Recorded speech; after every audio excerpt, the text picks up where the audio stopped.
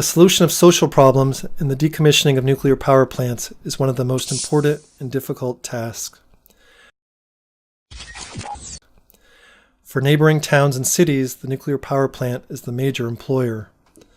The social infrastructure is maintained in them at the expense of taxes paid by the nuclear power plant. In such towns and cities, most often, there are no alternative jobs corresponding to the high level of skill of the workers of the closing plant. Decommissioning can last from 10 to 60 years. The problems of personnel losing their work can be more easily solved under the scenario of immediately stopping the nuclear power plant. In this case, the operating personnel can be used to conduct the decommissioning process. In the case of deferred decommissioning of nuclear power plants over decades, thousands of former nuclear workers at the same time lose their jobs. After several decades, it's necessary to train new workers for the decommissioning of the nuclear power plant that has not operated for a long time. The work of a nuclear power plant, from not generating fuel to unloading its fuel into dry storage facility, provides for the preservation of a large part of the operating personnel. Later, during the deactivation and dismantling of equipment, about 1/3 of the operating personnel can be retained for this process.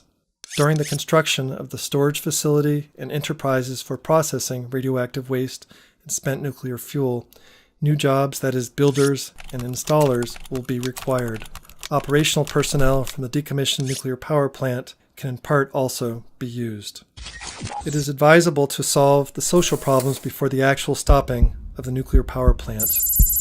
In part, this problem is solved by restructuring of departments of the nuclear power plant. Those departments capable of independent businesses can be transformed into autonomous enterprises. For example, a motor transport shop or an experimental design bureau, etc.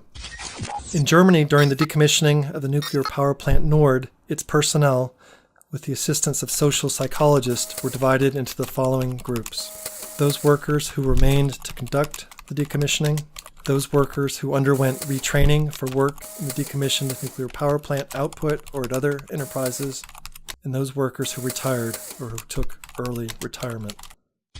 In Lithuania, a law on social guarantees was passed for those workers of the decommissioned nuclear power plant. These activities provided for social stability and ensured the smooth operation of the decommissioning process.